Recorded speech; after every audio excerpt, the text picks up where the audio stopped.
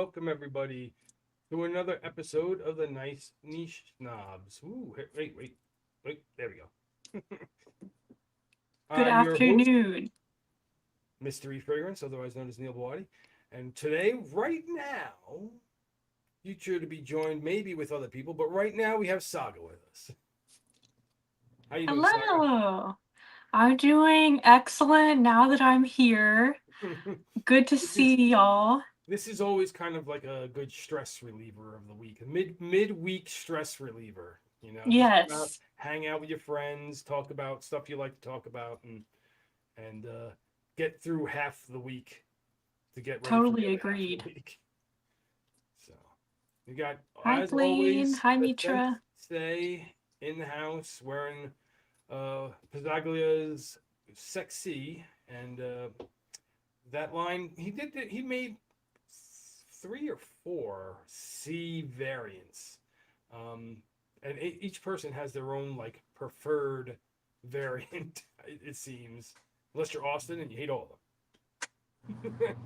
But hey, that's his choice. Got Brian in the chat. Hello, Brian. Wearing MFK's Oud Extrait.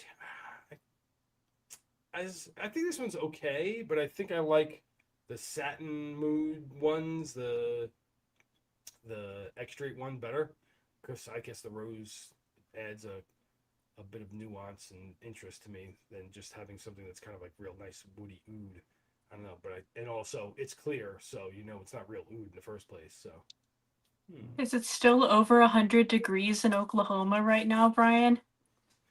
Yes, do tell. Are you melting away? Are you taking hourly trips to the pool to cool yourself down? I've been staying inside. Dad's cologne drawer here. Welcome, welcome. Sent it today. Open. I don't know this one, so we might I'm actually not familiar with that either. we'll bring this one up so we can share with the crowd. The crowd. Hopefully, it's on here.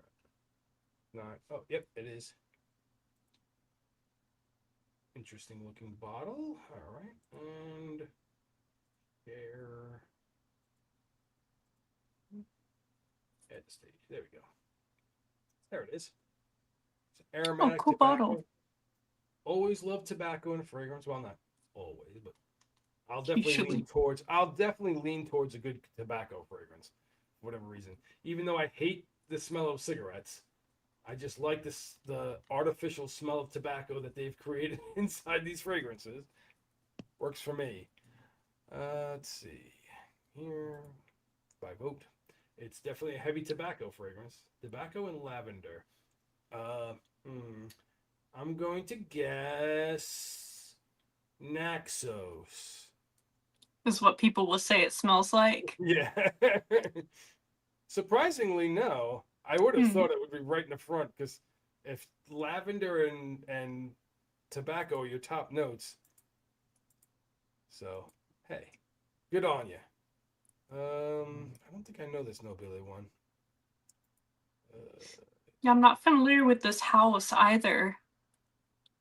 yeah.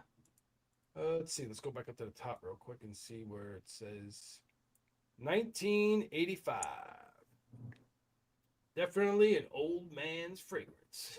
From That's a dad cologne. that's the dad cologne for sure. Even though, hey, I'm old enough that I could be considered a dad too. I just don't have any kids, so I don't have a dad cologne drawer. Let's see who else we got in the chat. That's about. Oh, we got Blaine. Hi, Blaine's wearing Blaine. Nueve Cobalt number 7. The better than Blue de Chanel. So I like that one, and it's cheaper than Chanel. So hey, and you're not paying Chanel money. So all pluses if you're not into the supporting Chanel group. Let us know if you're in the chat and you haven't shared your scent of the day. We'd love to hear it. Yeah, say hello, everybody. Hello, hello. Howdy. Oh, there it was. Clicked on the wrong one. What was your scent of the day? Yes, let us Yeah, know. please share. Oh, so Is I it guess is it Mitra? Your name is pronounced Mitra? Would you let me know, please? I want to make sure I pronounce it right. yes. So if we're saying Mitra K, let us know. Oh, I like they have now the ability that I could uh when I share a web page, I can actually shut off the sound if I want now Oh, that's good. In on the little. It's pretty nice. case a Yep. pop-up ad comes up. Yeah, which happened once or twice when we were streaming. Mitra. Mitra, nice to Mitra. Mitra you. Yes. Thank you. Bump. All right, I'll just get out. I'll leave now. This is where that's my door. Uh, but yeah, share your son of the day. What was your son of the day, Saga? Since we're waiting for the other guys to show up. Sure. Yes. Mr. Saga's probably on the way home. Today I wore one that, just like last week, I've been meaning to wear and I just haven't been reaching for. This one's Angel Nova from Mugler. I do love that. I like that one too. I don't have any of the angels, but I've definitely thought about picking up some of the angels because even though they are marketed for women, they definitely are unisex. Oh yeah, I think especially if you like raspberry, that this one could be unisex. I like it. It's kind of like Delina, but more like zingy, less smooth, and then it has that kind of like, I don't know, the Akegala wood is just, it's very Quantum Biche. Yeah, and yeah, I need to wear it more. there are, I guess there are similarities to because of lychee and Yeah, rose. You know, Lychee and Rose. people will definitely probably draw the comparison to it and Delina, but Mm-hmm.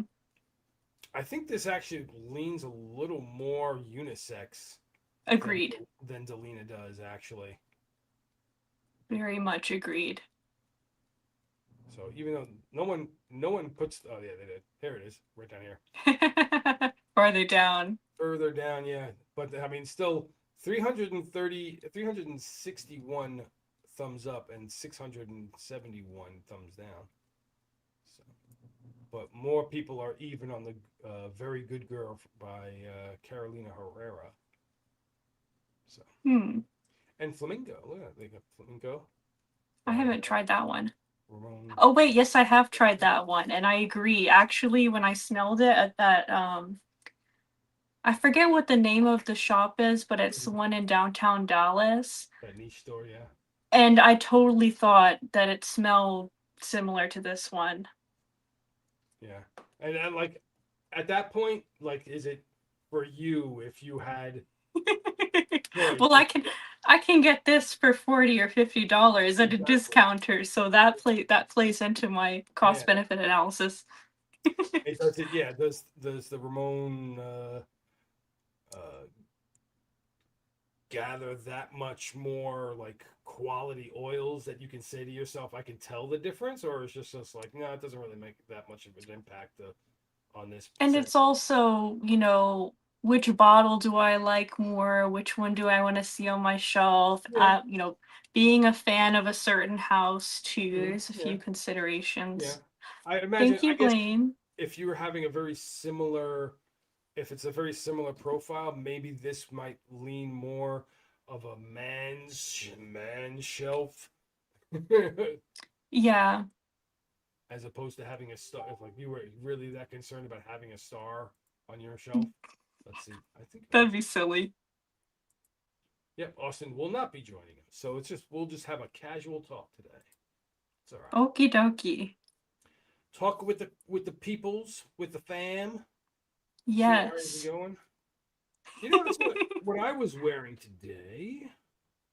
Something that, oddly enough, I didn't plan this, but Okay. oddly enough, it has raspberry as well. I wore Oh, house. nice. It was. I That's a guess good it one. was National Raspberry Day or something. I don't know. We were So on the same brainwave. yes. Very much love this fragrance. As far as we've talked a lot about this, but I mean, it is just a designer kind of sensibility fragrance where anybody can smell it and be like, "Yeah, I like that." Smells nice in the air. It's this would definitely be in one of those videos that a co-host of this show would do, called "It Just Smells Good," and it does. It just smells good. I like it. I like when Sean wears that one too. Yeah, it's like something interesting about. That's one thing that's fun about fragrance, especially when it comes to when you have someone else you live with. Seeing their reaction to something you like. I mean, hopefully, you hope. In certain cases, it doesn't work out. You hope that they like what you put on and they enjoy smelling it on you or off you, Hmm. vice versa. For them to wear something that you like and then you get to smell it off them. So, and I guess for myself, I've been single for so long. For me, it's just, do I like the smell? And a lot of Right, for times you first. yeah, that kind of outweighs anything of, does this gather compliments, you know, Hmm. for me. And I imagine Sean will wear probably something that you like more often than something he just likes for himself. So, Oh yeah, anytime it's an evening, and I don't mean anything saucy by this, so don't get any ideas, but anytime it's like the evening and he wants to cheer me up, I think he'll wear Leighton or what's that one that I like with the really sweet one? Rabanne. the Paco Rabanne Invictus Victory. Invictus Victory Elixir. Yeah, yeah. If What he is wants always? to, What is that one? oh Did man, you I go, say wow, that smells great. What are you wearing? That smells the, fantastic. And the it's same always one one of I those. always wear? And you say the same exact answer.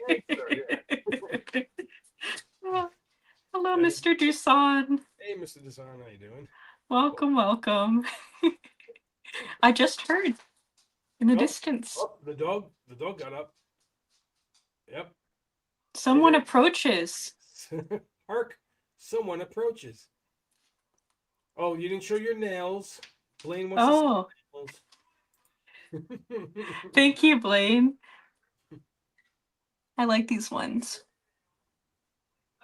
Very similar to the design I used to get at the nail salon, but this is like a tenth of the price because they're press-ons. Mr. Son, what are you wearing today? Please do share. Yeah, what's your scent of the day? Uh, let's see. Things I could talk about. Um, I did get back some. Oh wait, I think I talked about these last week. The olfactory traveler got. I talked about Rona last week, so Have I y'all did get. tried any new fragrances lately? Any samples or things that you've smelled out in the wild that you're Uh, excited about? I try recently. I was at um. I stopped by some spots and Yeah, like I cream. tried Thank not you. many new things. Oh, the customary greeting. Here's your oh, Dr. Pepper vanilla. It's a good one. Excellent. I did stop somewhere when I was in Canada. I tried some stuff. Like I tried some of the Le Labo fragrances, but I think I talked about it last week. I tried Osmanthus. Osmanthus 19, I think it is. It's very nice. I like it. I like that one very much. I'm not sure I'd pay Le Labo prices for a full bottle, but if I find it on discounter, or not discounters, but like secondhand sellers or something like that, maybe I might pick some up, like a 15 ml or something like that. What else did I try? I tried some of those Van Driesens. Those were pretty nice. Some of them. Probably look up those bottles. Always pretty. If anybody hasn't seen those bottles, let me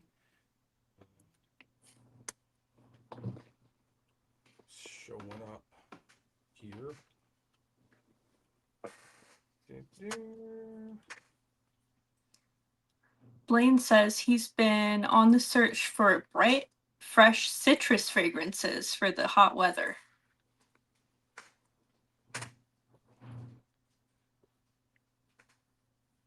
There's quite a bit. That's one of the things. Like there's always Le Monet from Zaharoff. If you want to wear that one, that's definitely fresh for the summer. Can't beat that one when it comes to getting yourself a nice lemony fresh fragrance. My dent is not nearly as big as Not as severe as Sean's. but There's just something about like fresh citrus in a fragrance, like a really good citrus. mm-hmm. I don't know. It's like mentally refreshing. That's how I can explain it, the feeling to me. I think there's kind of though in my collection I have quite a few of those types of fragrances. So for me, I'm almost at the point of, do I want to buy any more? Because even though they are slightly different between them, Yeah. like a lot of these fragrances, some of them I have that are similar in DNA. Some of them I don't feel like I need to have more than a couple that Mm-hmm. Of cover like the, one category. yeah, that cover the spectrum. I'm like, oh, okay, I have enough of this type. I have enough of this. Maybe it's because if you live in a place like Blaine, perfect example, you're going to lean more towards those types of wearing those kinds of fragrances. Mm-hmm. So for me, with in living in a zone that has 4 distinct seasons, I tend to want to only have fragrances that will better be suited, I should say, for each one of those seasons. So I try to have a wide variety in my collection. I mean, look at Austin, right? You guys too. Predominantly have hot weather or warm weather all year Yes. round, except for maybe like 1 month's time of the year. Would you consider those days cold? Cold, you know? I mean, we've been getting colder and colder winters up here in North Texas at least. Like we've been getting ice storms every year for the last couple years. So it's more like it feels more like we have two seasons. We have like summer, pre-summer, post-summer, and then winter. Um so like but our fragrance collections don't really reflect that. Like we just wear all sorts of stuff, like lots of like ambers and woods and like for me lots of gourmands. So seasonality, it is something now that I do think about now that like my collection has gotten to this size. Anytime I'm thinking about adding something new, I'm thinking about like what weather would this work well for me and like where does this fit into my life that I actually live? Yeah. The the like for some people who have air conditioning all the time, it Mm-hmm. doesn't really matter what year it is because you can always be in a comfortable environment to wear something that's kind of thick and heavy. Yes, I'm very blessed in that regard to have central air conditioning. Yeah. Hello. Hello. Welcome. He can't hear us yet. Not yet. He will soon. Can you hear us? Oh, yes. Yes, I can. Hello, everyone. How are you, Welcome. sir? Tired. I imagine, yeah. How are you? I'm doing all right. I'm doing pretty good. I was just Good. if you didn't catch my scent of the day, you might. I saw it. I almost wore it. I might wear it tomorrow, actually. What were you wearing today? Well, I was kind of prepping for the conversation that we were supposed to have for like the past 3 weeks, I think. With the throwback, a bit of ferocious loam. I haven't worn this in so long that I can't actually remember the last time I wore it. But it's good, man. Like, have you ever worn this one? I've Smelled never it? actually worn that one. No. I like it. It's got this really nice pineapple-y geranium kind of vibe, and then smooth designer Tonka finish. Kind of like this is something like I understand why I like this DNA. Um, because I like house so much, right? Like it's this Mhm. beautiful kind of there's a floral nuance to it, a little bit of fruitiness, and then really pretty smooth dry down. It's a nice one, and I think I got this as a tester for like $28, something obscene like that. Yep. There's a. Look, you can go to Joma shop. You can go to the fragrance net. You have 33 on Yeah, fragrance net. So yeah, it's a. but yeah, works really well. I enjoy it a lot. Um, this wine might still be one though that just finds its way over to my classroom and little one where if someone smells it and it's like, yeah, that's nice. Keeps it. Yeah. Hmm. Yeah. Brian, I agree with you. Hello, everyone. Also in the chat, Brian. Good to see you. But yeah, I don't think this smells like K from Dolce and Gabbana. I No. don't know. K's got a fig note, I think, to it, right? That's part of the thing. So maybe it's Maybe. like a composition kind of situation that they talk about it. I mean, it's Tonka and geranium. Like Juniper berry, citrus, blood orange. I can see there are some similarities. there is some Geranium, overlap, yeah. some To be overlap. honest with you, though, of all the Ks, I think the EDT is the least interesting one. I think some of Yeah. the actual, I think the K line is actually a little bit underrated. There's can't remember if it was the Parfum or like one of the intense ones that I actually really liked. Red How's it flag, going, Solo? coconut red. What's I up, like Solo? Solo had a video on Boss Bottled Absolute, but the original one, Mm-hmm. which is cool. That gray one. Really? Hmm. Yeah, a little short on that one talking about it, the absolute version. It was like, dude, and he was like, I don't know if anyone is like even knows that. And I literally was like, I've never seen that bottle before in my life. And then pretty much he was like, I don't even know if people know that this exists. So I was like, hey, me, I'm people. Let's see.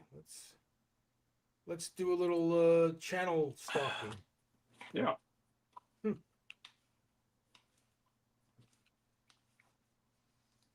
Brian, I wouldn't be shocked if that was the case. I'm surprised they don't compare it to Aventus because it has pineapple. Right? As soon as you put pineapple in front of it. Pineapple. Anything with pineapple is like Aventus, don't you know? Just like it. Yeah, like I get it. It's that orange is definitely it's the orange probably that people kind of pick up on, but it's that same thing of like I don't know. There's too much else going on with it that it's different. So yeah, but it doesn't really matter because it just smells nice. So uh, that's a good one that I enjoyed. I was doing a couple of revisitings this week. I wore uh, Club or Armoff's collector's edition the other day. Hmm. Like that one too. Well, let's watch Solo's video. Mm-hmm. Oh, hold on. Let me make sure I turn this sound duck up. There we go. This is Boss Bottled Absolute. It's from 2019. Not to be confused with the newer, darker one. This one, it was discontinued pretty quickly. I don't think it sold very well. It's got plum, cashmere. It's got sandalwood. I used to have Boss Bottled EDP, and it does remind me a little bit of that. It's almost a forgotten one, I think. But It's decent. I'll probably hold on to it just because I don't think we'll ever see it again. The perfumer was still Anique Minardo. It's not bad. It just didn't seem to do very well. Boss Bottle Absolute from 2019. That's one too that I wonder if COVID hit that. Like that it's actually probably would still be around Yeah. with, but then again, I don't know. Boss seems to, it's like it doesn't even matter to them. A new flanker's coming no matter what. Like Right. that Is that seems just their model? that seems to kind of be the vibe. Like, because even like, well, I guess has, yeah, they took a break off of, like, yeah, they released the current one, or you know, that Boss Bottle Absolute, that one that people are like, oh wow, you know, rave about, and then they went with Boss Bottle. What is the newest one? That gray bottle. That's, it's not Boss Bottle Infinite. It's another one. It's, Yeah. they went with one that sound like, it just sounded like the most bog standard, boring kind of thing, and it's like, guys, we're on such a good path. Resinous Beyond, ambery right. stuff. Beyond. Thank you, Brian. Thank you. Brian, I didn't get an opportunity yet to do the full wear of the Azaro. I can't remember. Oh yeah, I wore Serena the day after you and I were talking about the Azaro, so I went kind of a different way from safe and easy to wear. Yes, I but went, Blaine's right. yeah. It's not just Boss Bottle Beyond. Oh yes, Beyond DDT Intense. Ah, It's they have to add some more to it. I Boss smelled Battle this. Beyond Intense Deluxe. I smelled this at Sephora, and I was like, it's all right. And that's all you can say about it. That's all you can say about it. It's like, okay. Well done, everyone. Well, Hands all around. Like, everybody that worked on this, well done. yes. It is nice and wearable. So congratulations. Mhm. That kind of reminds. There's been some talk of one thing we can talk about during the show. Uh-huh. Since we don't have much of a topic Yeah. besides hanging out. I saw recently the whole thing about what if perfumery had a union per se. Yeah.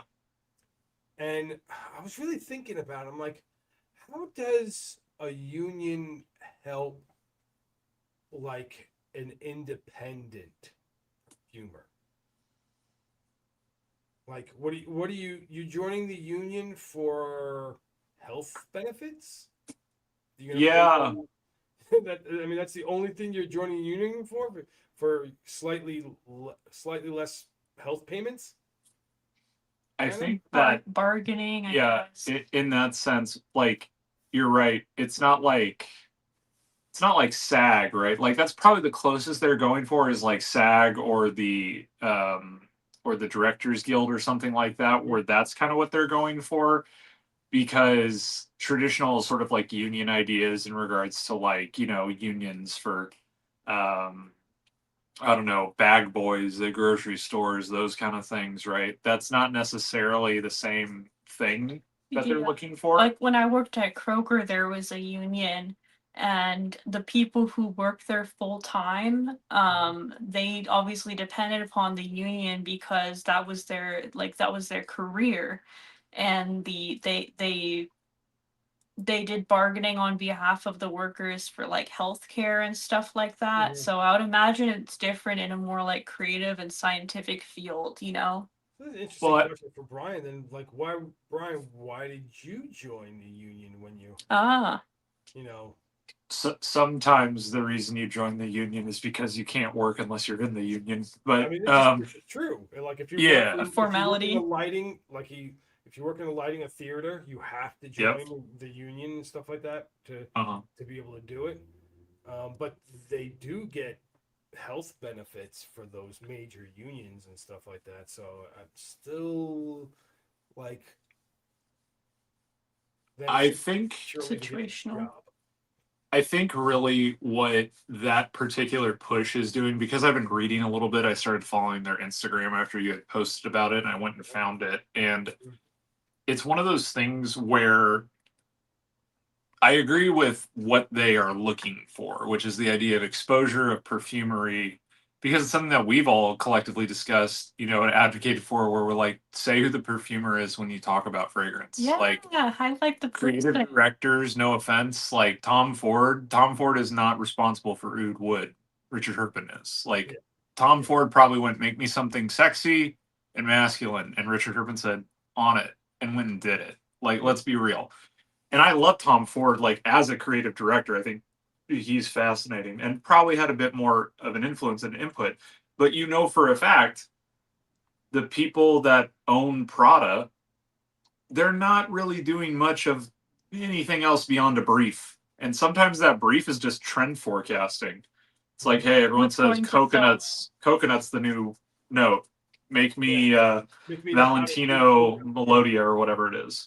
Like, yeah, right? That's why there's so many fragrance houses releasing body sprays right now, and they're the exact same body spray. Like there's so many ones that are doing a pistachio, a vanilla, a citrus, and it's like, are y'all all under the same PE firm? Yeah. Do we think a union for perfumers would increase variety in fragrances for like the major houses, or do we think it will just still be the same thing, that it will just be perfumers, hey, you get your name maybe on a bottle, you get maybe a little more money, but you know what, now perfume also costs an extra $30. I think the thing is, well, with the idea behind it is like, if we're really looking at it, what is the union? And I don't know if they've talked about this extensively. I'm sure it'll be more in that conversation that they're having. Which, are they filming that or live streaming that? By the way, do you know off the She top of your head? does podcasts, so that Okay, I'm pretty sure you can listen to on like any of the major podcast locations that you normally got, like Apple or yeah. uh whatever. Because I think what it would be is, if we're talking about like what purpose is this serving for someone who's, you know, a single kind of company entity joining this union, does it purport to have much of a benefit? I don't think it will personally, because, like, for instance, the gentleman that owns House of Mammoth, he's one of the ones that's going to be actually in the discussion. Yeah. He doesn't need union representation. He owns his own business. Like, he doesn't really need one. Um, Now, if he's looking to become a member of it to support people, I can understand that, which also seems like his vibe in general is that he's like, I want to help people grow. But the thing is, at the end of the day, these perfumers, if they are really, and the thing is that that what is being advocated for the most part, is that you're looking at Firmenich, Givaudan, Mon, all the flavor houses, and in essence, what you're saying is that everybody that works for them needs to unionize. Yeah. That's really the only thing, because at the end of the day, you contract your fragrance through Mon, they assign you a perfumer unless you request one. These people are employees of those organizations. Yeah. So you wouldn't like, that's the type of union that you would need if that's what you're pushing for. The idea of like a Screen Actors Guild union for It's more, perfumers yeah, doesn't again, make more like a guild than a union. And it doesn't make any sense. I've But heard that in several different fields, guilds are becoming more of a thing again, which is interesting. It's an interesting trend. I wonder if maybe something more along those lines, that would be something I could see. especially in the arts. But the thing is too, like, what's the goal? If it's collective bargaining, for what? You Yeah. don't get collective bargaining if you work Already- for Firmenich. Yeah, Firmenich sets the rate, says this is what you're getting paid to create this, the end. Yeah. Um, Unless you're hoping to have ability to like try to get yourself more money correct. as your pay in general. Like if you're a salary employee or like I don't even know how they even work. Are they all salary employees? Exactly. Are they Right. hourly employees? I don't know. Like is it How much are you allowed to work out? Like, if MFK wants to release a new fragrance, can he do that in his Dior contract? Yeah. Yeah, it's got to Can get complicated. is the union going to just focus on trying to help like a well-known perfumer to be able to work other places outside of their contract just because they'll say you can't own me as a person, Mhm. as my artist, as an artist, that so that way the top 5% can make more money. Doesn't seem much of a good idea than like, yeah, help make more money for the people at the top. That doesn't We'll make much see. sense We'll there. hear from the people who work in the industry. I'll be curious to hear what they have to say. I think the problem is, when I was kind of reading a bit about the main perfumer that is doing that push, Mm-hmm. he seems to have created a number of fragrances and not received credit for doing so, where he worked alongside other people. Mhm. Mm-hmm. And for the record, like, I can get that. If you create a piece of art and then you're kind of ushered out the door and saying, thanks, we're going to say it comes from somebody else. Yeah, that would probably stick in my craw a little bit as well. But at the same time, um, Is this a if you direct are an quote from independent Wikipedia or perfumer, read? What's going on here? yeah, if you are an independent perfumer, Yeah. don't work with companies that are going to do that. Like, sign contracts that say I will be credited for work done. Like, Yeah, well, it depends also upon the what point someone is in their career. Like if they're brand new, they just graduated, they're only a few years into it, they're not going to have as much leverage when it comes to those like kind of knowledge when it comes to those negotiating. And correct. those are the people that really would benefit from a union, someone to protect them from being exploited. Yeah. So, But the problem is what you would, because like they're like union, this is what solves the problem. I would be like, let's just go ahead and back up a little bit. Who is training perfumers professionally? The flavor houses. Who then employs them? The flavor houses. Yeah. Who The then 50 contracts local the flavor. flavor houses? Yeah. That's more, I think, my problem with it is they're like a union. I go, you have 5 private corporations that are basically running a monopoly of sorts with both training and production. Mhm. The union doesn't fix that. If you are really concerned, and that was kind of the thing, is they're like, we want to support perfumers and blah blah blah, and like they're artists, and I'm like, I agree with all those things. The union is not the way that that's going to happen. It has to be a push to either unionize within those companies, which is not at all relevant to third parties that are not in those companies. Like they have no real ground to stand on in regards to they can advocate for that all they want, but that beyond that, it's nothing more than that. But then on top of that, it's like, if that is your chief concern, is lack of exposure and financial gain for these perfumers, how is a union solving that when there's a monopoly?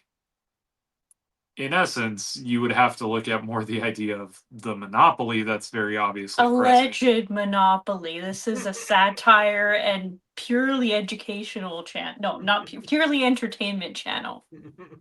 I mean, I think that I think that it's completely relevant and How many? I guess factually the accurate to analogy. say that there's clearly a bias towards 5 individual companies that have been around forever. I mean, But when I also- first learned, go ahead. But also, how many companies do you have to have a monopoly? Like how you consider it a monopoly? Like, I'm not going to talk about this one. I'm going to sit out on this Yes. one. This gets a little too close to home. It's it's one of those things where there's different definitions, and since all these companies operate in Europe, there might not actually be even any form of not monopoly protection Yeah. or trust busting. Okay. So So, okay, so when I first learned, like, I was getting into fragrance as a hobby, right? Like, really, really getting, like, too into it. And, I was like, "Oh, wow, is Firmenich publicly traded?" So I went to go look and see if they're publicly traded, and it's on the French markets. Hmm. Yeah. So they're also gonna be acting in a way that a publicly traded company will. Yes, exactly. You know, gotta raise the stocks, Yep. make the investors happy. yeah, and again, I think that if they wanted to talk like perfumers union, I think perfumers guild would have been a better place to start. Number one, because a union is definitely different than a guild. The guild aspect could have been something where membership is something, and what a lot of things will do is too, they'll be like, hey, if you're not a member, we have benefits for you, community, uh, uh, marketing, engagement strategies. Also, you have this group of people that you can now meet with and work with. And like, so that's technically the benefit of a guild more so than a union.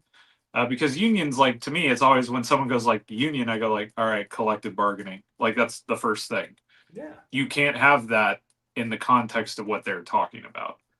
The other thing too is if they were super serious about this really being a union, one of the people on that freaking podcast would be the lawyer that they are going to have representing the union or Oh, yeah, the legal team. who's going to be Yeah, the main representative? unions are inherently legal. It's Yeah. it's a litigation thing oftentimes, and that representation is a crucial aspect of it. So if you don't already have a law partner, if your intention is to make a union, that should be front and center. Is that law partner that Yeah, you're here's working our with? law partner. Here's kind of like the draft of what he's got as far as what he's looking to protect of the rights of the creators of these perfumes Mhm. and stuff like that, and so on and so forth. If you And don't, they like very you said, well if you could don't have talk about all these topics. they They might. could very They well might. talk about all these topics. Yeah. I don't think they will. They could. They could. Yeah, they could. But it's one of those. I like the energy behind it and the sort of vibe of trying to be community based, and on top of that, being community based in an art form for artists. Like I'm always going to support that as a concept, but at the same time, I'm also going to be like, hey, words matter, and the things that you refer to things as matter a lot. Yeah. Um, Not to mention the thing that I'm just always going to go back to, like, we want to start a perfumers union. I would say over 99% of the most prolific perfumers that are currently working ain't from America. Um, and that's kind of what you need if you're going to be an American based union, is to have a, like the French government doesn't give a crap about an American union. They don't care. No, they'll start whatever they want to So do. yeah, it's just, I don't know. Like it feels like if you wanted to start, like, I would have preferred like, hey, we're launching an initiative for a perfume community. That's For what we continuing did. professional education, We didn't stuff do like, that. well, yeah, I mean, but that's that idea, right? Like you can do those types of things, and perhaps there is something where you have like meetings or a newsletter and say, hey, in this latest newsletter, we sit down with one of our members of the legal team, and they walk through contract negotiations and give Yeah. you strategies how to operate Oh, to secure a more advantageous contract for yourself, like, and your own literacy like instead continual of, education. yeah. Oh, like AAPC does that. It's not a union. It's a, I don't. It's like a for-profit. I don't know. Anyway, I don't like them. Yeah, we like, you can join like professional organizations that are about those types of things that in essence do similar functions to what unions are supposed to do. So That's what I do, but I just don't pay for the continual education. This is kind of an opinion, like, Mm-hmm. because, well, you can't say most unions. There are some unions that are parasitical. They feed off of the people of the union to basically create their own kind of income in a way, because the people that are running the union are paid via the union members to, but especially it is parasitical if they're not actually helping them. Yeah. All they're doing, like, and I've seen that, like, it does happen. I mean, I used to be a member of the California Teachers Union. Not to say that I like the idea that I live in a state where there is no union. I think a union is helpful in that, not a traditional sense. I'm in a union, but it's a different kind. But the California Teachers Union, yeah, they didn't necessarily care about anything that I had to say. They used a vast amount of monetary dues that they received from all the educators in California to push their own political agenda that, you know, was not reflective of what I wanted. But the that happens, that's the thing. At the same time, I'm gonna be a pro union person 9 times out of 10 because I teach history for a living and I've seen what it looks like before unions existed. It's a lot like the monopoly discussion, right? Yeah. It's a lot like having regulations, you know. Yeah. There's a reason why you have these things set into motion by governments. It's because when corporations start dictating things, they don't necessarily think about what their actions are going to affect their employees or even the environment or any, like, all those aspects. And the layers of bureaucracy, are therefore kind of a reason to protect society, the global health, all that kind of things. It's all there for a reason, because humanity is susceptible to trying to take shortcuts a lot. That's so true. Yeah, the kind of natural greed that happens, Mhm, and for sure. it's one of those times. Sorry, I lost my train of thought. Yeah, I mean, it's one of those things where in essence, human greed is going to be something that we're going to have to contend with in a certain capacity, regardless of whether it comes from a more political mindset, big government, that type of thing, versus the private sector. Obviously, the answer when people go like, "Well, what's the answer?" It's like, one, if you could somehow eliminate human greed out of people, then That's not going it's a to better happen. place. It doesn't exist that way. And no offense, the argument that I tend to tell people why I advocate for those types of things from a political standpoint is, to be honest with you, the only power that I really hold in this country is my ability to vote. And that's technically the way that I can make my thoughts known in regards to it, is through political engagement. Whereas with a private corporation, I get absolutely no You say. have no in the rights way- because you've signed away all your rights to the, you've signed away. No, that's not what I'm getting at. Is that I'm not a member of a private corporation, so I don't get a right to dictate what they do. No, through I was those talking about means. my experience working for a corporation. Yeah, I'm saying though why I will always advocate for the idea of a political method of things such as trust busting, unions, regulation, and stuff like that, because those are things that I actually have a claim to and a right to. So that's always the thing. I just don't have a lot of confidence in a private sector where there is a 99% chance that the person that works within it is only interested in a profit, whereas the government, it's like a 98% chance they're only interested in profiting off of it. Maybe we should move from political back to fragrance, though. But it yeah, was a good discussion. I hope that there will be something of interest that comes from that. I like the idea. I already have things popping up in my head that I I'm not necessarily going to like. Like, I guarantee you there will be a push too from that kind of side of talking about dupes and copywriting formulations and Yeah. copywriting, and that whole thing. And again, you need to focus on 2 to 3 things that you want to accomplish as an organization. Those 2 to 3 things should be about cultivating a robust community and then supporting it in ways that will make their life easier and will keep them in the line of work that they are trying to actually I really think work through. if it's designed to be, like we were saying, a place that cultivates perfumery, Yeah. a place of education for Mhm. people that don't want to work for the big companies, then Yeah. sounds all right. You know, sure, Yeah. why not? But And like we've talked about this too recently, where a lot of our discussion points tend to be focused around like small indie niche perfumery.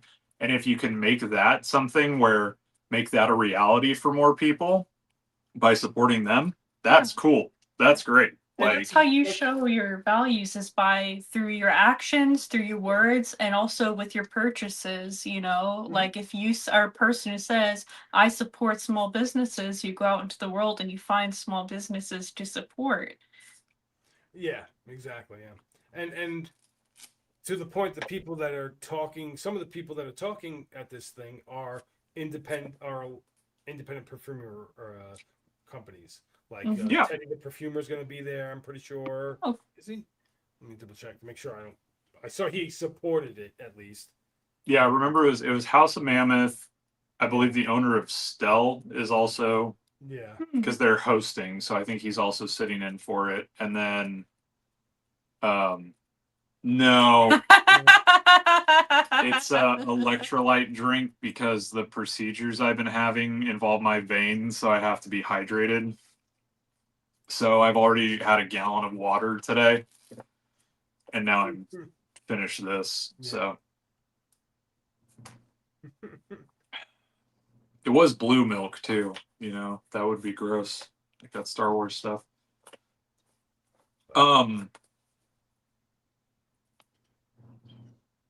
That dupe video that Openleak did, I liked. Yeah. I liked there were 2 things about that one that were kind of funny though. Is the number one, I like that he said perfume houses deserve dupes, because like we have talked about this. The problem that I have with a lot of content creators is they basically tell their audience, you deserve dupes. And I'm here to tell you, straight to the camera, you deserve to have nice things that you want. If it's a dupe and you think a dupe is nice and you like it, go for it. If you think that you don't deserve something because it's expensive and it's not in the budget, that does not make you less of a person. Does not matter. Okay. I will tell you, you could save up for something and purchase it, within reason, and that's something you could do. Because again, no one needs fragrance. But I liked that because there's a lot of influence that tell you that you do deserve dupes. But So also we're not saying that, hey, buck up, get a second job. correct. Yeah. To buy the Not at all. fragrances that mean that are the real fragrances. No, we're saying, hey, if you like it, buy it. If you don't like it, Yeah. don't buy it. If you like it, can't afford it yet, save up a little bit for it. And Yeah. and then, or here's the thing, because like Elfenlick pointed out in his discussion, we know these people are overcharging. We know the true, especially for Elfenlick, who's been working on making his own perfume. He knows the value of these ingredients, and he can plainly say, "Hey, these people are charging you way over what it costs them." And yeah, they can say, we had to pay the perfumer, we had to pay to get the oils, we had to pay Macy's and Sephora and all these places to be able to be in them so you can sell a product. First off, BS. You can sell your product online. Everybody can sell their product online. And actually, a lot of people sell their products online by themselves from their own house, not even touching a Macy's or any of these big box places. You don't need those places anymore. The internet is Mhm. alive and well, and it's doing great for finance and commerce. So that part is negated. So Sponsored by Shopify. click the link in the description below. Yeah, that Use that code Neil10 for 10% off Shopify. the big box argument is definitely archaic at this point. Like Yeah. you're seeing it now. Like how many of these new releases that are coming out from Rabanne, Dior, all these other places, they have an exclusivity deal where you can only purchase it from the house's website Yeah. for quite some time, and then it appears in a Sephora and Ulta and something like that. So I think that that's totally the case. They're But trying. They would very much love it if they didn't have to sell them at all and just at Macy's and stuff like that. You might not see fragrances in the big box stores much longer if the brands had their own way of things. Just no. Mhm. Now you just buy it straight from us, and you can't return it. You can you can only buy it, and then if we catch you trying to sell it somewhere, we're gonna try to send our lawyers after you. You know, you know. So the thing that is interesting too when talking about this idea of you are being overcharged for a product. The thing I think too that it's one of those things that's always going to kind of circle back to this idea where fragrance to people that are aficionados and like fans and collectors and things of that nature, in some respect, they look at fragrance as something where they're like, well, this is kind of a necessity. It's not, but we kind of look at it that way. We're like, I can't remember the last time I didn't wear a fragrance. mhm. Maybe like when I was sick and I was just like, well, I can't smell it anyway, so what's the point? But I can't even remember that, right? The thing is, fragrance is a luxury. It is not a utilitarian concept. Okay. Mhm. Soap is utilitarian, fragrance is not. But the problem is when you start looking at it as utilitarian, you begin to lose sight of the fact that every single company, pretty much, that produces fragrance is it's a luxury brand. It's a luxury house. It's a Even the luxury niche product. fragrances, the idea of like a niche independent perfumer like Zernel Gilly, where he's like, well, I just want to make stuff and I enjoy it and I smell good. It's an art thing. In essence, you're doing like indie art purchases. That's really what you're doing with something like him. Mhm. But yeah, when people go like, oh man, Chanel's ripping people off by making them spend X, Y, and Z on Super Ligera, it's like, yeah, it's They're Chanel, just dude. being Chanel. It's That's why Chanel. that's their That's deal. it's That's why I pay the price. and the thing and I guess it's like the ego that some people have where they go like, well, that's wrong. And I go like, they've been doing it before you were a concept. They've been doing it before your parents were a concept, an idea. Like I don't understand where this is like a general like shock, you know, to people. And then yeah, there's that one. It's always that idea that I'm trying to in my head wrap my head around to try to understand that perspective, where Yeah. it's like, I don't know, dude. I'm never gonna own a YSL suit. I made peace with that a long time ago. Like I don't. I mean, number one, they don't make anything that fits me. I don't even think their ties fit me. But We're not their target audience. We're but not that customer. yeah, That type of that's kind of customer. the thing is like there seems to be this general vibe that people think that they Very entitled aspirational. to It's it. very aspirational. But the problem is the only thing that is aspirational now in the luxury houses is the fragrance. Yeah, Nothing because it's within reach. right, nothing else is aspirational. And I think that is partially why fragrance has this sort of dynamic because that's Yeah. the thing is no one has any like misconceptions where it's like, hey, this scarf that Dior is selling is $8,000. Yeah, I'm never buying that. But if you go, hey, Sauvage Extrait, the new one, it's 205. You're an adult with gainful employment. You can have 205. You can do 205. Yeah. You know, don't eat out for the month, save a bit, don't have to get a second job, and you can do it. But that's the thing where I find it intriguing that there is this general perception that it's like, well, everything should be attainable. It's like No, I this think shouldn't that's be an influencer. $400. I think that's an influencer message because selling you that idea that you deserve nice things lines their bank, you know? Well, yeah, it's like the whole ultra niche topic of people trying to convince you, hey, go out and buy these uh, expensive, super uber expensive fragrances. Because I totally don't get You'll be like me if cut you at buy all. these, Yeah, you know. So which I despise. it's the whole space is a slippery slope sometimes for some people because yeah, you want more people to watch you. And unfortunately, the worst way to do it is the easiest, most corrupt way to do it, which is just show bottle of big name brand, say it is awesome. Say it will get you lots of compliments. Go buy it now through the link I support. And that is so simple for them to do while making content like a lot of what we do in this group and the friends that we have for this group. It's a You have to go out and you have to put the legwork in. You're going out and spending your own money. You're doing everything yourself, and you know that you're not going to get thousands and thousands of views. Like, you're just doing it because you enjoy doing it.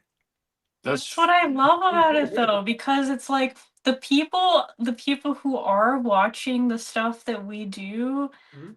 they're such quality people, you know, and they're like-minded and we have these wonderful conversations. And obviously the priorities are different with sales. Someone who's a salesperson above all, they're going to have different priorities, but I appreciate that about this space that we can just talk about fragrance from our hobby perspective, you know, and not even have to think about those kind of things like, oh, which fragrance do I need to talk about because I want to be on good terms with this brand or whatever, you know? You guys aren't doing that?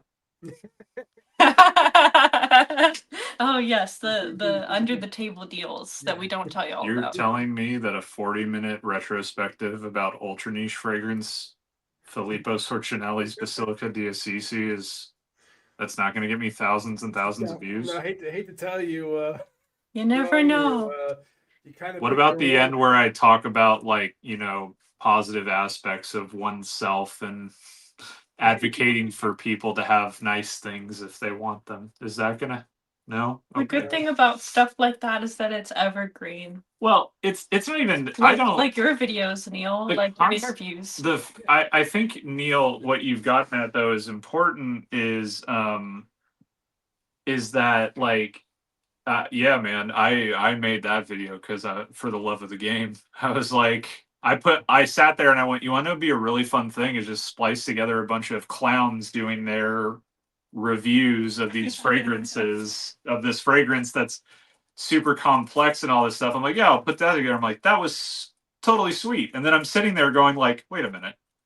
This is just like high Renaissance era art that people are purchasing literally to flex without any real understanding of what they have or why it's significant or why it's important. And I went, oh, that's cool. I should talk about that. Like, the correlation. Almost like we're in a new Gilded Age. Yeah, the correlation between the two is amazingly similar.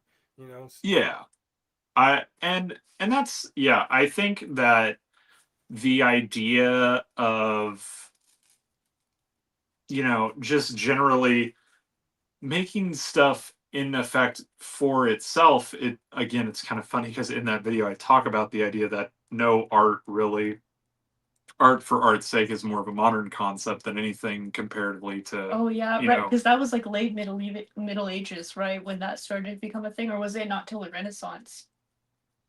art for art's sake, Yeah, because that would be post World War One Dadaism, really.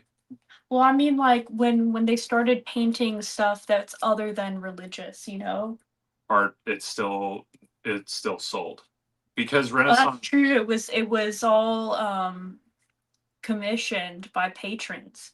Yeah, functionally, that's the only reason. And just because it doesn't feature something religious, like there's plenty of notable artistic pieces from the High Renaissance period, or even like, prior to the High Renaissance, but just the Renaissance in general, with more so like in the northern stuff in Flanders that isn't necessarily Yeah. religious, but is It's still focused on like humanity though. it's flexing. It's like the portrait of uh oh gosh, I forgot his name. I think it's Giovanni something and his bride. It's a bridal painting. Oh, And it's they're flexing their house, right, and their clothes in the painting. Yeah. And so that's the thing, is like it's there beyond, just from a religious point of view. The religious thing is just more so the idea that the Catholic Church was like the number one patron of the arts in the Renaissance period for an extended period of time. So, but yeah, I mean, that's kind of the thing, is those are interesting, just kind of like deep divey conversations that I think are intriguing to have without necessarily, anything beyond that. Let's So Mr. Bushido, is that question for one of us or for someone else? But hello, I don't think I said hello to you yet. I haven't tried that one yet. I do want to try it. I know Austin has tried it, and I believe Brian has tried it as well. Yeah, Have you Brian tried it, Neil? Yeah, I have not tried it. I went to when I passed through the duty free store on the border. They didn't have it. They had Dior in there, but they didn't have that. They had Sauvage Yeah. Elixir, but they didn't have the X-Straight. So Yeah, I'm intrigued to try it. Have you tried it, Bushido? yeah, what's your opinions about it? I hear it's pretty good. So I'm looking forward to actually smelling it. Yeah, me too. So I just like smelling the new stuff in the store. I also like that it is that one fragrance. Yeah, it's good. Okay, cool. Yeah, I'm looking forward to trying it. I mean, there's a number of the different Kirk John Dior releases I didn't have a problem with. Like Dior Homme Parfum, the new one. It was fine. I get why people were mad about it. I think everyone was over dramatic. And again, it comes from the idea where they're like, what did they do to it? yeah, it's again these people that it's always weird to me when people go like, company did this thing and I don't like it. I feel like I have a say in what company does. It's like Personally attacked. It's like, you don't. Are you a stakeholder? Did you vote? My precious fragrance. It's not yours, dude. It's experienced by so many different people. But Sometimes we Fougère d'Argent. I haven't tried that one either. Okay. I smell Fougère d'Argent. Dior Homme Silver Stem. Ah, yes, the Silver Stem bottles. Fancy ones. The extremely rare. Yes.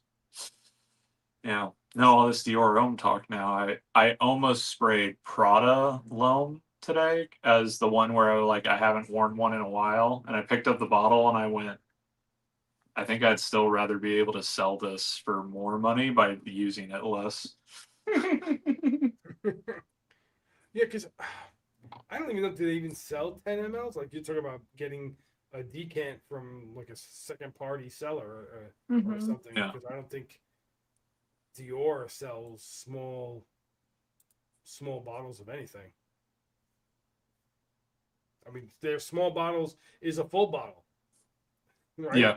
It's a Well, yeah, what is this bottle now? It's a 30. Is it a 30 ml? it's a 50 ml. It's a Oh, 50 ml. 1.7 for 205, I think, right? Yeah. Yeah. I mean, it's one of those things where like I didn't get sticker shock with that, but because it's a Dior fragrance. And not only that, it's a Dior fragrance that's following up Dior Sauvage Elixir, which also was expensive. Like, I don't know. It's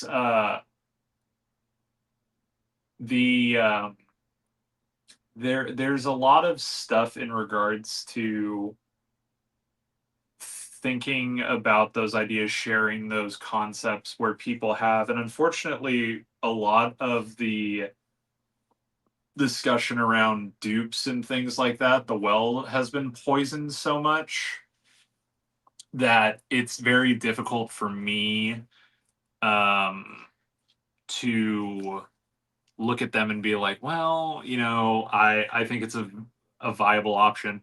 The problem is too, is like dupes are getting expensive as well. Costs are going up in general. Like it's just from a financial lot of things, standpoint, the price are it's not just a singular avenue of that. So like that's why I also think that the justification for dupes used to be it was a affordable way in which to get the same thing. But now, if a dupe is costing upwards of $70, $80, and especially if your dollar isn't being stretched as far. why not just buy the thing on a discounter for basically around the same with some of these fragrances? It's kind of funny because now the dupes are getting duped, right? The dupes are Yes, I've seen that. cheaper versions of those dupes out now that you can buy that do kind of the same thing as those dupes did. So Isn't that wild? it's it's going to happen because of greed and how the market is, how people want to try to pay as little as possible for something that they can get that they're not that they can afford, It's trendy and people want to capitalize on the trend. Well, yeah, like one of my coworkers has been getting into fragrances, and she has a Maison Margiela fragrance that she went with, and then we were chatting, and I was talking about like Latafas, and she's like, I haven't smelled any of Latafas. She's like, but I want to, and my response was, I wouldn't waste my time. Paige likes Latafa. That's nice. I wouldn't waste my time. Like if I could go back, I would never have ordered. That's fair enough. I would have never ordered dupe fragrances. I understand that. It's dumb. Like they sit in the shelves. There's maybe like 3. For your level of interest in the hobby. Yeah, maybe like 3 that I really like. But at the end of the day, it goes to show too, because like yeah, how a lot of the people that we associate with, their shelves are not filled with designer fragrances. We tend to lean more towards like you in particular, either American or small independent perfumers that are kind of out doing their own things. Yes. yeah. See? And hey, I totally agree with that, because you know why? I feel it's those fragrances that are unique in the industry, because people aren't gonna try to clone something that has only sold 5,000 fragrances, 5,000 bottles, as opposed to trying to make a clone of something that sold like 300,000 bottles, or a really popular one. Yeah. Well, and then especially too, like some of the ones like Mitch, for instance, who's not here, but like brands probably like I would actually probably have more respect if there was a clone brand that was like as a player, like a Latafa or something like that was straight up doing stuff where it's like, hey, this is vintage, this Chypre from this time period. We found a bottle of it at a garage sale and reverse engineered it, and we're saying screw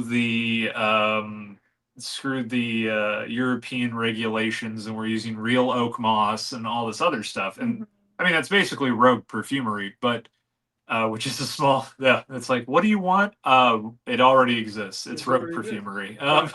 But Chaos funny perfume. enough, he also has European versions of those fragrances that Right. follow IFRA too. Yeah. So Yeah, that IFRA compliance thing as well. That's another one that's kind of funny, but yeah, because it's like, what is IFRA compliant? Like, what? How is it that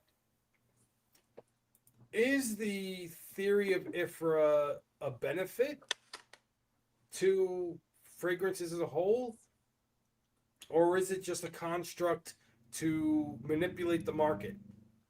I'm sure it has its purposes, like, but it's also so strict. Like they put in like this in regard to skin irritants. Mm-hmm. It's crazy.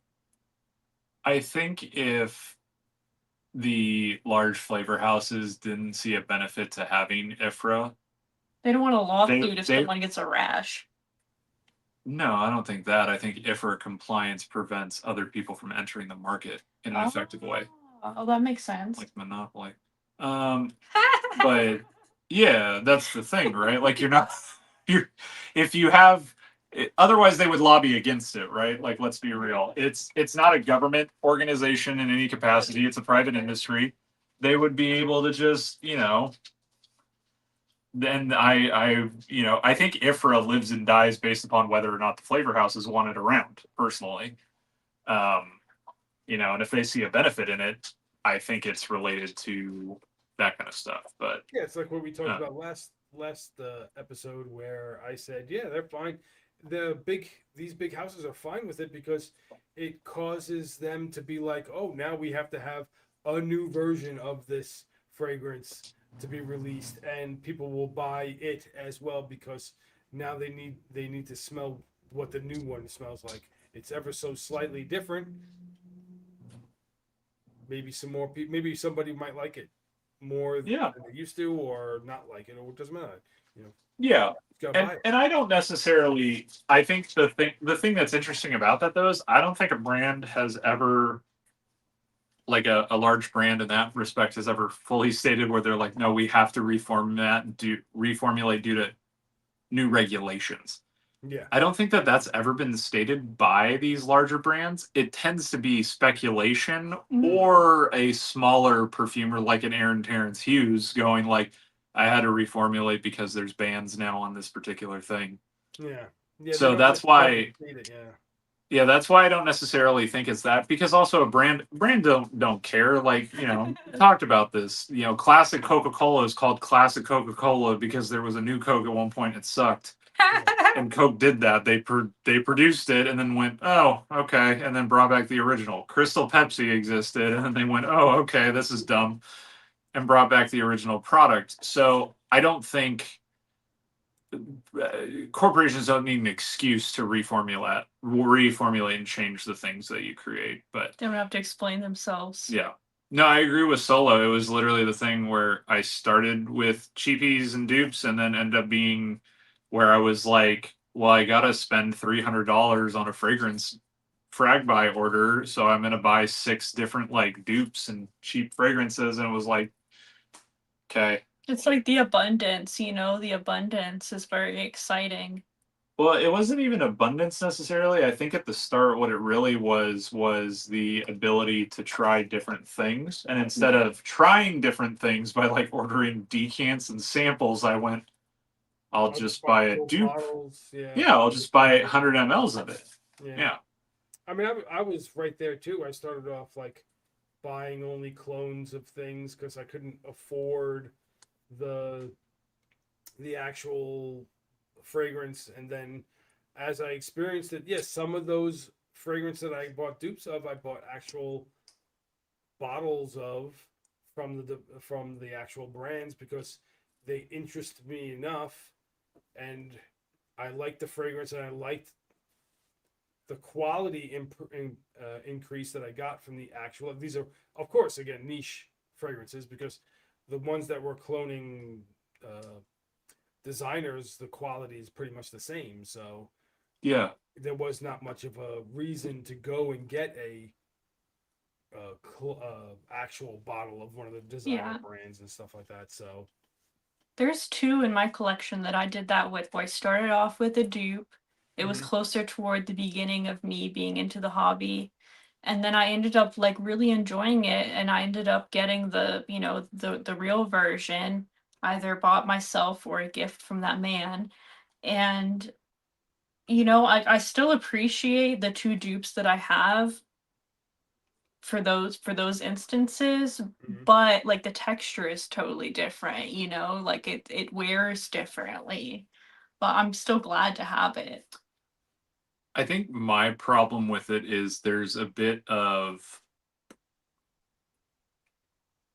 I don't know if shame is the word, but I think shame is actually the word, where I went sure. and I bought a bunch of shit that I really deep down as someone, because that's always the thing, is like thinking about it from this perspective where it's like, okay, if I'm coming into this as a form of art, right? I know what kind of movies I like. I am not a Fast and the Furious 15 guy. That ain't me. Okay. That's a good No. point though. I'm You not- have to get to know what your taste is. But the thing is, I should have made the assumption that my taste would correlate with literally my taste in every other thing in art, which is not Oh babe. milk toast, boring, whatever. Like, Yeah. no offense, Andy Warhol pop art. I understand it. I get it. It's not too difficult for me to decipher. I don't find it all that intriguing. Okay. So why would I be like, you know what, I'll probably like the thing that everyone else says is really good? And then I went, no, I don't actually. I like things that I like. And sometimes those things are weird. Sometimes those things are things that a lot of people like. Yeah. It can be both, you know? It's like, Yeah. I like the movie The Big Lebowski. A little bit more going on than a Fast and the Furious film, but it's also not some art house, you know, It's not highly that cerebral type of art student film, Yeah. you know? But I'll also watch The Seventh Seal. So hence I can wear a Zernel Gilly fragrance like House, and then also at the same time be like, hey, I can appreciate this really difficult, complex storytelling type of scent as well, you know? So That's yeah. the beauty of the spaces that you can feel Yeah. like you want to just take it easy and relax, wear something that's simple and not complex to just chill out with. And then sometimes you want to be have a thought-provoking conversation with yourself in your own head via your nose. You know? Oh, I love that. That's a great way to put it. 'Cause it's like it's a little gift that you're giving to yourself, and it's a sensory experience for the day. I love that way of seeing things. Yeah. Also, I want to show y'all this. Ah, It's Blaine. it's Blaine. Blaine. Your mug. Yes, Sean got me this ice cream cup holder to put like a pint of ice cream in. Okay. He got it for me for Christmas, and it's so funny. It even has like a tail it pulls out. But every time I see this in the kitchen sitting on the shelf, I think Blaine. about Blaine's profile photo. Oh. See, Blaine, you got to get that for yourself. Yeah, it was like someone on Etsy, I think, 3D printed it. Mhm. Okay. And there's the back thing for like a spoon. To hold the So spoon. the back thing is like, What is they that? said it's for like treats or like toppings that Oh. you can add more stuff to, and then the spoons For actually having a party. go right here. Oh, I didn't notice that. Oh, okay. There's spoons in his arms basically, so you can Oh. put spoons in there. That's Oh, that's cool. Well, you can try it tonight. Did you buy ice cream? Yeah. Thank What you. kind? Butter pecan or dark chocolate raspberry. Hell yeah. Raspberry. No. Yeah. Sean likes his raspberry, you know that. Stereotyping yourself. Listen, what I do too is I just go like, which one would you like, knowing full well which one she's picking and which one The I'm butter picking. pecan. Yeah, you can Oh, have yeah. either. Yeah, but it's like we all know what's gonna happen. Tell us your favorite ice cream flavor in the chat. I want to know. When I was growing up, it was mint chocolate chip. Oh, nice. Chocolate chip's good. That was my dad's favorite. I like a cookie dough, It's good cookies too. and cream. We sell a type of cookie at the with Sodexo, with the company I work with, Mm-hmm. where the cookie is actually better as the pre-cooked version, like eating it as the dough, Oh yeah. or eating it, or like almost over baking it to being almost burnt. But in between, like if you have it any other way, it's kind of like, nah, I don't know, I don't really like it. That's funny. That's how it was at Domino's when I worked there with the the marbled cookie brownies. Oh yeah, yeah. Yeah, we would eat them like we'd let them thaw out for a bit because it was still fully cooked, and it was Mhm. so delicious. Or like burn it to a crisp, basically, make it so that's funny, It's similar. like biscotti, like a twice baked cookie. So Mm-hmm. it's like crunchy almost. Yeah. That sounds good. Let's see about the ice cream. Butter pecan, pistachio from Sven, Neapolitan from Brian, Haagen-Dazs chocolate from Blaine. That sounds good.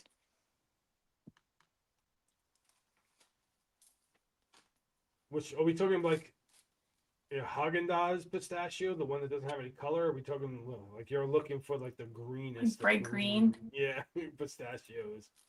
I love the bright green, like fake pistachios so much. I do love a pistachio gelato specifically. Mm. That's something. Oh, dude, Brian, that's what we should do in New York. We got to go to Oh, Carroll Gardens we gotta and get. get ourselves some gelato and a grandma slice. There you go.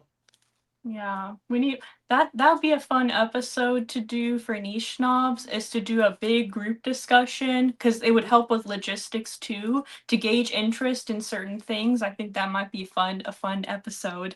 Yeah. We can go to Serendipity and buy a $1,000 sundae if you want. $1,000 Sunday. Yeah. No, No. I think my budget's going to be fragrance related and then also visiting the Ralph Lauren flagship store. Okay. So, Oh, because we figured that'll probably be done up like Christmas over there too. yeah, in November. November. Yeah. Yeah, Early November. yeah. I think you guys will just miss the tree placing. I've seen the tree, so Rockefeller. yeah. Yeah, the Okay. Rockefeller tree. Yeah. Hell yeah! I'm so It's excited to usually see it's y'all. usually in the later part of November, so or middle part. But I mean, yes, if you've seen, I always get that asked by my mother or something, my family members. Did you go see the tree? It's like, well, it's just a tree. It's the same tree. It's not the same tree, but it's a tree. Yes, maybe some trees are slightly bigger or slightly different shaped, but it's all the same thing. It's a tree. Come That's on, Mom. funny. You've seen one tree, you've seen them all. It's a symbol. It's a symbol. It's an American symbol. No. No, The Statue of consumerism Liberty. The Statue of Liberty, symbol. given to us by the French, is an American symbol. Yeah. I'm being overly optimistic. Yeah. You want a symbol? Go look at the graffiti in the. That's kind of true. Yeah, American spray paint graffiti. That's. Hey, American Graffiti's a good movie, dude. Yeah, there you So go. Watch George Lucas's one of his first movies. yes, Graffiti. I love that movie. It's a fun movie. I haven't seen that. It's just about kids driving around in cars in the 50s, basically cruising. Groovy. Yeah, with Harrison Ford's in that, right? Yeah, Harrison Ford's in it, and then also Ron Howard's in it. Mm-hmm. That's kind of where he met him for the Star Wars film, because Yeah.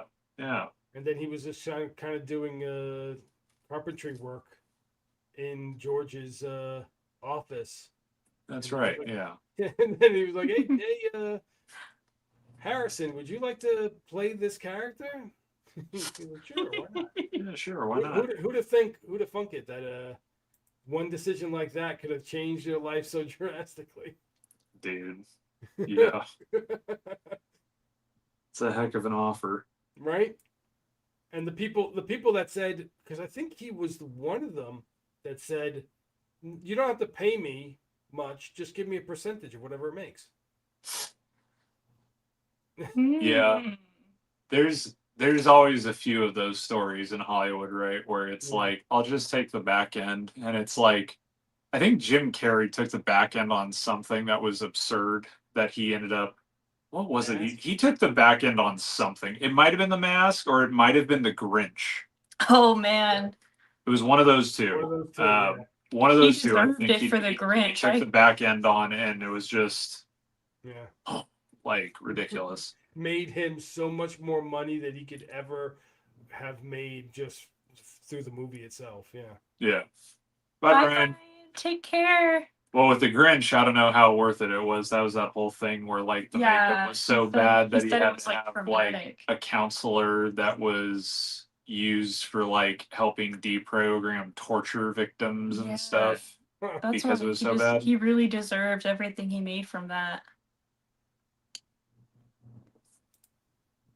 Oh, Nicolas Cage took back end on Oh, Joker. Okay, yeah. Yeah, yeah. Yeah. Yeah. That's a good one. Hello, Mr. Dad's cologne drawer. Yes. Thank you for joining us. I got your email, by the way. I'm gonna read through it a bit more, but I saw the very brief first thing and went, yes, I like that. I read it in middle school though, so I'm gonna have to refresh my memory a little bit. But yeah, I think I can make that happen. Memo the memo?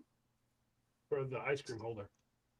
Oh. Oh, yes, yes. From the same store. I mean, Blaine, if you're into 3D printing, that is probably on some IO website that you can just download the 3D printing file. I feel like the level of nerdiness with some of us as fragrance collectors, a lot of I feel like 3D printing, because the collecting aspect and like the searching for things and like the creativity.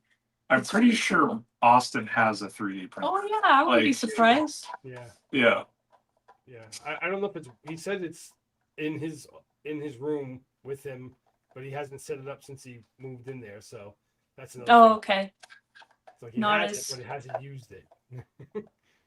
My brother, that's one of his hobbies and interests, 3D printing, and Mhm. he started working at a computer company, like manufacturing, and after relocating, and they had a piece that was like kind of expensive and a pain in the ass to order, and he was like, "How about I just go home and 3D print it?" And they were like, "Really?" And he did, and it worked. It's fit right into the machine, so.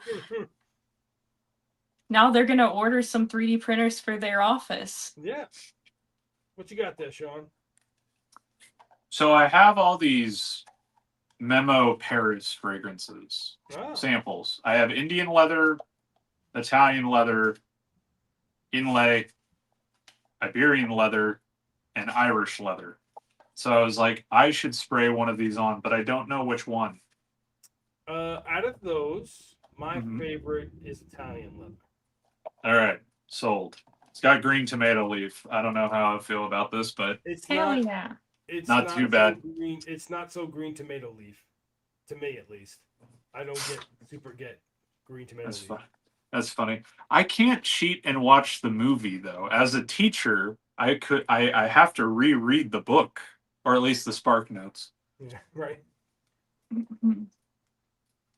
Hello, Hussein. Ooh. Okay. I feel like you could wear this like summer leather. You could. Mhm. The In Italian the one? low humidity. Yeah. For sure. Very green and vegetal. Like I get it, not in a bad way, but like it's definitely noticeable. Yeah, it doesn't come off to me as super tomatoey because there are some No. fragrances that, oh, this one in particular, like right here, you know, it is very tomatoey.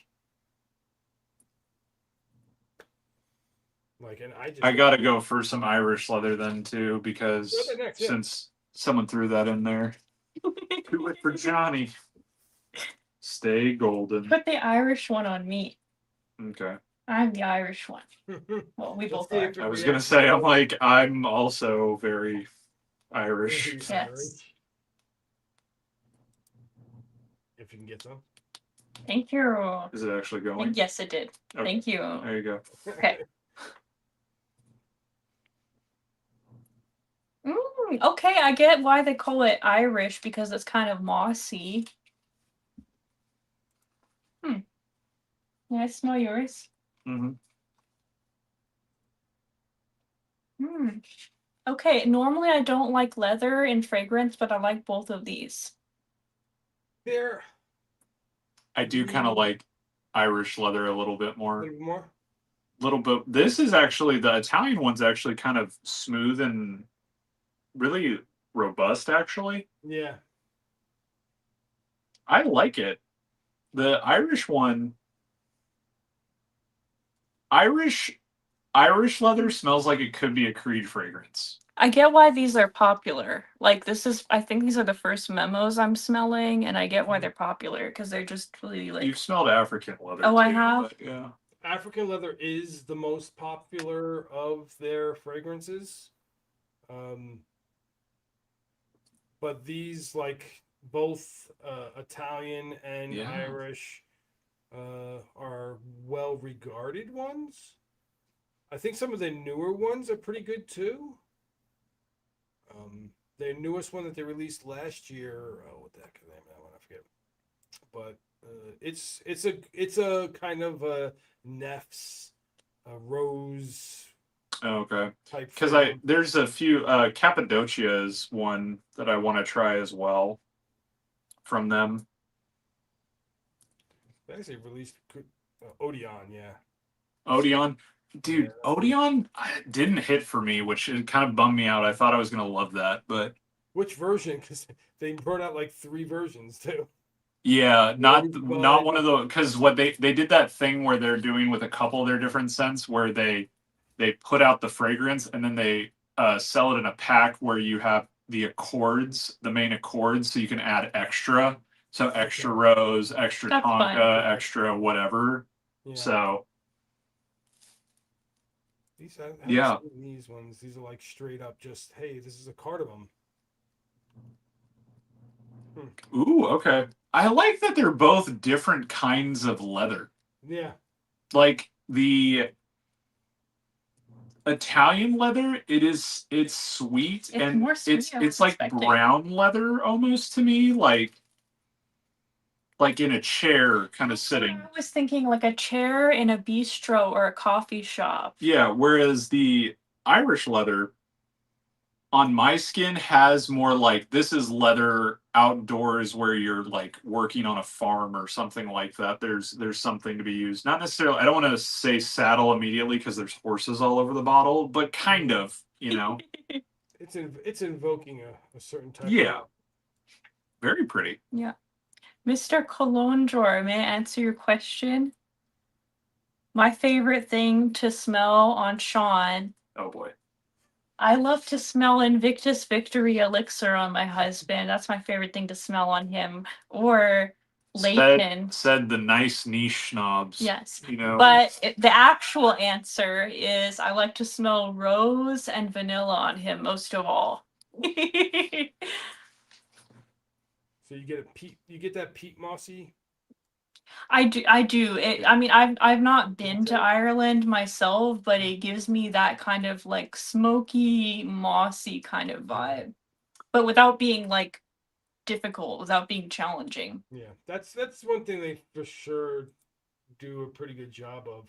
They make the leather fragrances very accessible to people. It's not just like, oh man, this is just very animalic leather. Yeah. I get why they're popular.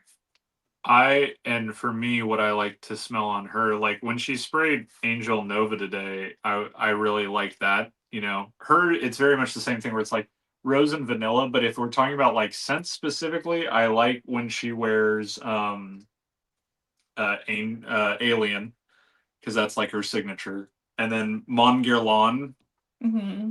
also, I that is one that I almost always make a comment about when Oh she yeah, wears oh it. yeah, and then he guesses whenever I'm wearing something. If I wear something sweet with a lot of vanilla, sometimes he'll go, "Ooh, is that Mon Guerlain?" Yeah.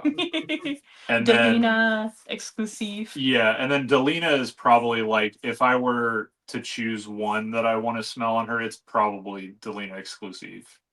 That's like one of the only fragrances I've ever saw that I believe smells alluring and like sexy. Because the idea of like sexy scent was never something that necessarily like resonated with the concept. You know, shout out to Mitch as well for having that kind of discussion. That was a But good one. I agree. yeah. Let's see. Oh, in Peril de la Ligue. That one, yeah, that's one. Yeah, I do love that. Ooh. Favorite homage is Interlude Man for me. It's Reflection for Neil. I love Reflection too. Reflection Yeah. also for Austin as well. Yeah, that's Austin's vote. He's not here. Yeah. I don't like have the anything Palmer. from Amouage, but I love the one that Sean has. I think the reason why I like Reflection is because it's probably the easiest one to wear. Like you don't really have to worry too much about where you're going and what you're doing. You can wear Reflection Man pretty much anywhere. Mhm. So. And it dresses up and it dresses kind of down a little bit, so you. No. This is the easiest one to wear. Yeah. Which one is that? Interlude. Interludes. Yeah. So. This is one of those fragrances where like I've had this for 2 years. You can see where the dent is kind of. It's difficult to see. It's like here. And it's not because I don't wear it. I wear it a lot. It's just You have quite a variety to choose from. I also spray it 2 to 3 times and Yeah, then that's it, you know. Interlude's a definitely a powerful fragrance that you don't need a whole lot to project with, for sure. I personally like, if I was going to buy an Interlude, it would probably be Black Iris would be the version I like the most, and I think that's also Austin's favorite too of the ones. I do need to try that one because I've tried the incredible Extrait one or whatever it's what is it, Interlude 54 something, 50 something, I think, right? Yeah. I got a sample of that just to see because I liked this so much, and then I went, that one's definitely redundant to Yeah, this. it is. So Definitely just a bit richer. I can show you right now my collection of Amouage as far as what I deem Amouage is a good value, and that's in decants. I have There a you go. ton of Amouage decants, some of them being like 5 or 10s, mLs, and I think this goes a long way with Amouage, Yeah, I think Journeyman also is in there for me. Sequence is really good. Sequence. Sequence. Apparently, thanks to Offenlick pointing it out, that it is just Amouage's version of the Moon, Frederick Maul's The Moon, which he did. I mean, he did that fragrance, Right. so it's just Amouage's version of it, and also because he also pointed that out, that this fragrance that's going to be for me later in the week, my fragrance on Sunday, is a Histoires des Parfums version of it as well. So. Oh yes. So. Yeah, I think Journeyman is up there for me. Lyric Man is up there for me, which that one's. I really love Boundless myself. Boundless is lovely. whatchamacallit, Overture Woman. Like Mhm. that one more than Overture Man. I had Like- Overture Man. Yeah. I just knew I wasn't going to be able to wear it much, so I was just like, Yeah. I'm gonna just make 10 mLs for myself and shred it off, and I did. Oh, That's fair. Overture Woman is really nice. I don't remember. I don't really remember that one. That's the one that Peter wore or whatever. Oh, that smelled awesome on her. Yeah. Like, wow. Yeah. Oh my god, she was like radiant in that one, and the Yeah. way that it was like, the way like when she walked, the trail that it left. Vintage Adidas. Very cool. Adidas. That's a funny question. Hmm. Mr. Cologne Drawer said, "Is it hard to not tell students when their taste in perfume just sucks?" No, because I remember when I was a teenager. You're just learning who you are. What I tend to do too is what ends up happening is even if I don't like it, I tell them that it smells good, because the last thing they need is someone who is in my position shitting on them, because there's plenty of other people doing it. So Yeah. it's easy for me. Now, granted, I do the thing that I have right now this year is almost exclusively a lot of body spray, a lot of vanilla body spray this year. A lot of gals just vanilla body spray, and then this Oh, the is Ariana also Grande being tune. used. Yeah, That would be a fun one to bring to school. I would wear that if I was a high school girl right now. I would be wearing. Unfortunately, the young man that is wearing this sprays on like 4 of these and then pulls out the body spray. Oh, he's layering. Layering is one way to describe it. He's attacking everybody with. That's funny. And that's the joke I made where Chemical warfare. I was telling dudes, I was like, dude, it doesn't matter what you wear into this classroom, because every period ends with it just smelling like vanilla. So Yeah. it doesn't matter. No, All the no girls one's refreshing. smelling you. Like, Yeah, yeah. be like, hey, I got YSL Y80P. That's awesome, dude. It smells like Sol de Janeiro in here. It will smell like Sol de Janeiro until forever. Yeah. So Unless someone goes in there and like your kids happen to start spraying up Interlude Man or oh, dude, Black Death's gonna hit in a couple of weeks when I teach the Black Death. So the room's gonna Oh. smell like frankincense. yeah.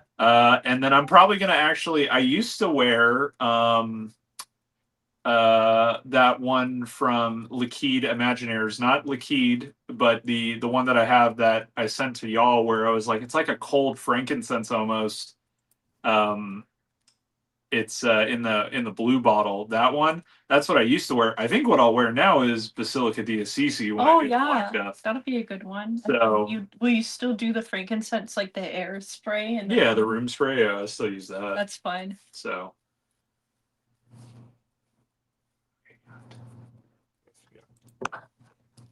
Favorite LV fragrances? No gatekeeping. I won't gatekeep you. I don't really have a favorite LV fragrance. I think for the most part, you and Austin, it's L'immensity. Yeah. I like whatchamacallit. I can't even remember it. Ombre The Nomad? one with the Nomad, Ombre Nomad. I like Ombre Nomad. Rose Oud combination, yeah. Yeah, I think I like Ombre Nomad in the sense that it's a rose oud. I would probably reach for 100 other rose ouds first before I reach for that. But Yeah. yeah, just not really LV folks. Not like haters, like what you like, but not for I us. think their luggage is real cool. Yeah.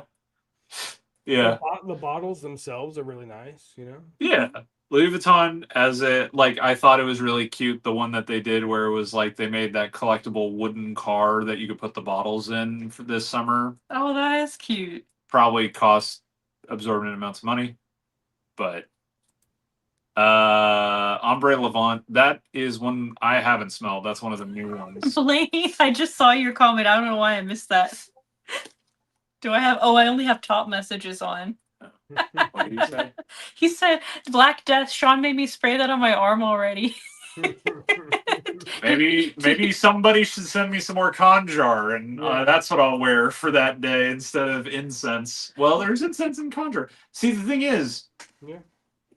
the thing that I want to break a blind buy on right now, the one that is actually like the most prominent to me, is actually from Oman Luxury, but it's Serenity. Serenity is very pretty. I like that fragrance a lot. Team no buy. But yeah, no, I'm not even. I'm not even phased. Yeah. Favorite designer house? I guess I'd have. Is Guerlain really considered a designer house? Not Not presently really. because all they make is They make makeup too. Yeah. how long Beauty and have they fashion. done that? A while. They're pretty well known for their lipsticks. Mm. Let's say not including Guerlain. Let's say designer house. They have to make clothes. Oh, Liquid Sure. Flare. Okay, if you want to put it in there. I think that's designer. Like I'm not gonna say they have to show in Paris or something, but they Yeah. have to make clothes. I'd have to say of what I own, if we're going by like purchases, Hmm. I would have to say Dior. Okay. Because I have the most amount of Dior fragrances. I have Sport 2021, I have Dior Homme, I have what else do I You have? don't have to go by quantity for the record, No, I because if I don't. went by quantity, it wouldn't be reflective. So Yeah, but it's I personally like lean towards the ones I like more as far as when mhm. I purchase them. So I'm gonna probably say Dior because it's where most of the ones I like are. Yes. That makes sense. For niche house, that's a harder pick because how like are we talking indie niche, regular just niches a whole? If we're just talking niches a whole, I don't know. I'm not gonna say here's one. See, here's one I probably can say. It's not gonna be the one that I own the most of. Yeah. It won't be for me either. Whatever is like Yeah. most closest to your heart. Yeah. Oh, I mean, the answer to this question for you is either Zerno Gilly or Audio Lab. Yeah, it's Audio Lab, really. Okay, that's not surprising. Yeah, Check. even though, yeah, drink. Yep. Audio Lab mentioned. Yeah, because Zernel Gilly, even though he is a indie niche perfumery brand, he does his stuff is more designer in nature, Yeah. Yeah. where Audio Lab is more niche in nature. So that's where I would probably lean towards that. So what about you guys?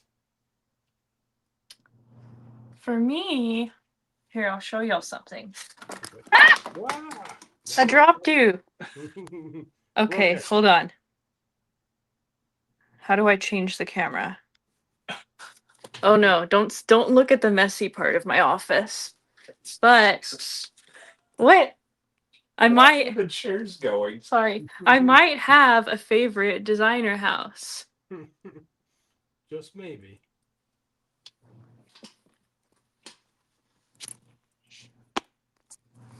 And your favorite niche house? Could you think of it like one? I don't really have like I have a few niche fragrances, but I don't know. I guess Mancera because that's like really that's what I have the most of and I get a lot of wear out of it and I could see myself buying like at least one more Mancera. Whereas like Delina Exclusive, you know, that's one of my favorite fragrances of all time.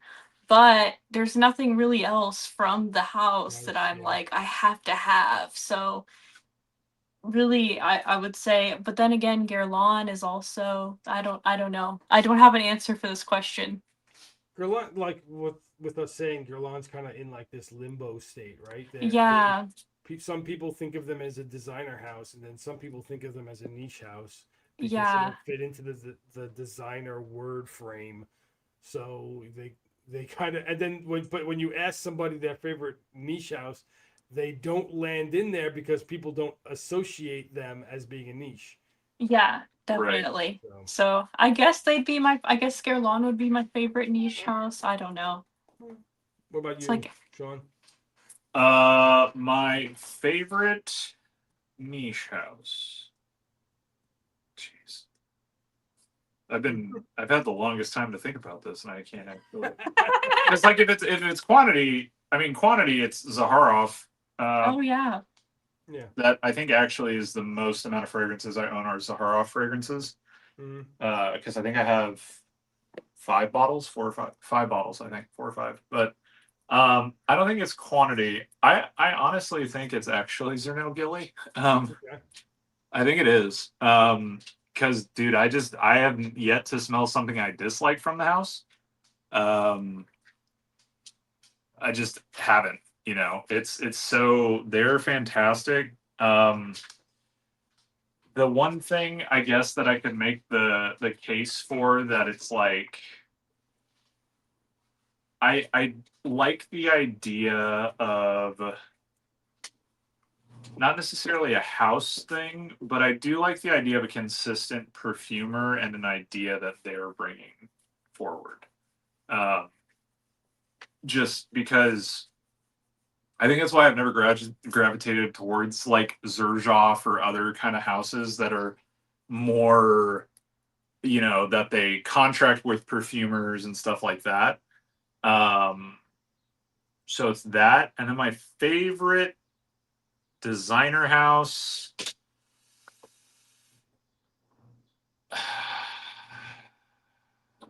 There's two.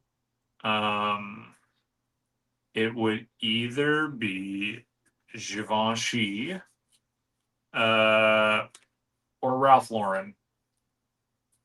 I makes think sense. Ralph is the heart pick. Givenchy is the, I think, like I have a few Givenchy fragrances.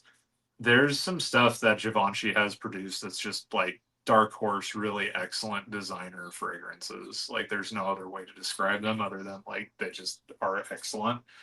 Um, you know, and I like that about Givenchy as well is um, I don't know, they always come off classy no matter what I'm wearing for them. If it's Gentleman's Society or, and for the life that I lead, that's the thing is the life that I lead, I don't wear Ralph Lauren fragrances really. Like I tend to wear more Givenchy, kind of like a little bit more buttoned up. Mm-hmm. But even so, like Ralph Lauren, like I saw purple labels back on the website, and they're running a 20% off sale, and I was like, it's one I want to try, but I want to try it first. I don't want to just buy it, because I know people say that there's a lot of similarities to things. But yeah, it's probably Givenchy as a designer house, and then yeah, probably Zernel Gilly at the moment. I think ZG at the moment is definitely who I'm rocking with as a favorite niche. What about you? The questionnaire. What are your Um, Yeah, favorite? Like, tell yeah. us yours. What are yours? I'm gonna have to go now, y'all. I'm sorry, my headphone is dying. As you Um, as the time frame usually is, That's a yes, tradition. about 2 2 hours of hours, time but frame. it was so nice to speak with y'all, hang out this evening. Thank you everyone who came and chatted with us. I'll leave y'all to it, and I'm gonna start up preheating the oven. Nice. We'll probably close up here soon ourselves. So. Yes. Yeah. Bye. Bye, Saga. Bye. Alright. Yeah. Is that worst fragrance and worst blind buy, or is that what that's on there? Oh, oh, there we go. Hurricane passed by old Hawaii.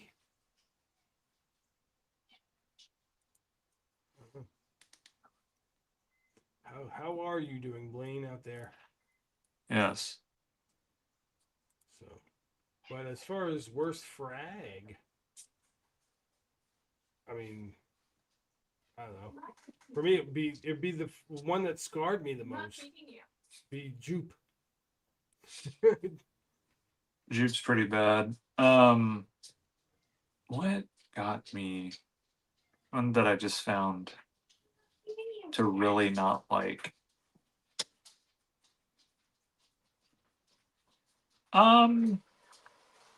Probably. I think for me, it's probably that Club de Nuit, the gold bottle one that's supposed to be Mirasim Imperial. Yeah, Mirasim Imperial. Yeah. It's probably that one is the one that I like the least, which also I think just points to the idea that I probably won't like Mirasim Imperial all that much, but which I've smelled it before and I'm like, yeah, I mean the dupe isn't as good, but it's not for me. Close enough to the The first time I smelled that fragrance, though, when I popped it out of the box after receiving it, it smelled like celery. You're like, why would anybody want to smell like celery? Literally, I was like, why would anyone want to smell this? And I went, I'm gonna let it mature for a bit, chucked it in the fridge, pulled it out, sprayed it on. It smelled better, but it also was like, I'm like, okay, now it smells like a less upsetting celery. So again, why would anybody want to smell like this? Yeah, and that one was also a blind buy. So you got two with one. There you go. Yeah, I don't really blind buy that much Yeah, me too. anymore. I still do every once in a while. Like, quiet. You walked out of the room. You have no opinion anymore. Exactly. You're not on camera anymore. You can't have an opinion. But Serena from Nectar Olfactive, that was a blind buy. Like that, I broke a lot of rules with that one actually. Now that I think about it, because I was like, I usually don't blind buy oud. That's usually a rule, is to smell oud related fragrances first. Don't usually blind buy from houses that I don't have stuff from. And with that one, I did both. I broke both of those rules, but then it performed really well, which is kind of funny. So sometimes you win on those blind buys. That's for didn't sure. have power for 3 days. Well, Blaine, I'm glad the power's back. Yeah, It's crazy. I was thinking about Blaine when those storms were announced. Yeah. I'll leave. Just wants to be back on camera. yeah. I mean, we could hear you just fine if you could stay. If you wanted to stay on camera, you could. Yeah, it's funny. Yeah. But yeah, I mean, that's interesting. I don't personally necessarily get the idea, and I think you're much this way as well, where it's like I don't have favorite houses or favorite perfumers like I have them, but not something that like I have an allegiance to. It's like I like Quentin Biche. I have like I think 4 of his fragrances, maybe 3 or 4. I'm not gonna pick up a flag and die on any hill for any. Correct. Nor am I like I got to go out and try every single new Quentin Biche release because he's always done this. Yeah. And that's just never been a thing for me. You're also not gonna buy every single Quentin Biche release just because he's done that. Yeah. God, no. Especially someone like him who has such a wide wheelhouse of things that he does. That's a dangerous game to be playing where you're like, I'll just keep buying all the stuff that he produces. You don't really necessarily know what you're going to get from him. So it's definitely a dangerous endeavor at times, but yeah, no, I tend to get stuff that I like. It's what it really is. That's the deciding factor. I don't necessarily care about the company. I can tell you about companies that like I avoid because I don't necessarily like business practices or decisions that they've made or things of that nature. But there's also no company that I go like, well, it's just because it's this company. I like George Zaharoff's products. I like George when speaking with him, and he seems like very kind and genuine person. But also at the same time, I don't buy every Zaharoff release. You know, you buy the ones that interest you. Yeah, and it happens that the last two have interested me, and so I bought the last two. I didn't buy Koos, which now after smelling it, I went, well, maybe I should have, because I enjoy that one. It smells great. Brian sent me a bit of that, and it's very, Yeah. very pretty. But this is Italian leather, man. Yeah, I think I actually like Italian leather now more so in the dry down. It does a similar thing to what African leather did, but in an opposite way. Where Yeah, African leather starts off very kind of rich and earthy and very heavy on the spices, and then turns into like that sweet type of musky thing. Where Italian leather starts off is that kind of fresh herbaceous, and then kind of turns into that kind of like darker. It's very sweet, Yeah, smooth, spice with a tinge of that savoriness still Yeah, to it. so, There's a yeah. little bit of that savoriness still going on. Yeah, it's very nice. Yeah. Yeah, it's very nice. Well, I think on that note, we'll kind of top it off and Yeah. thank everybody for coming around. Yes. What do you got? You got any videos coming up anytime soon? I'm probably gonna try to film this weekend at some point. If your order comes in and my order comes in for that, we might need to do that. Yeah. It's going a bit further for me than it is for you. It's basically down the street for you, but it's a little bit further for me. Yeah. So hopefully that gets here in time and we can do that. If not, I am planning on doing a review of fragrance that I'll have to look and see. I'm pretty sure no one has ever reviewed it, and not because it's super unique and special, but it is unique and special to me by way that I got it. So so that's cool. I'm going to talk about that one and do the usual thing where I say this is a fragrance review and then I just start talking about everything that isn't fragrance about, life and Hey, all that kind of stuff. that's your So channel, man. yeah, that'll be a good one. Again, I'm just sneaking in this idea of it's like, hey, have you ever considered the human experience? One day people are going to catch on to me and get sick of it. And that's when I hard transition into top 10 panty dropping, compliment getting Just when you designer got everybody, right? Yeah. fragrances. What's up, Open Lake? Yes. Hey, Open Lake. Live from Tokyo. We were chatting a bit about your video as well. Yeah. Open Lake. Yeah, earlier in the discussion, we talked quite a bit about your video that you Yeah. recently released about how designers deserve dupes.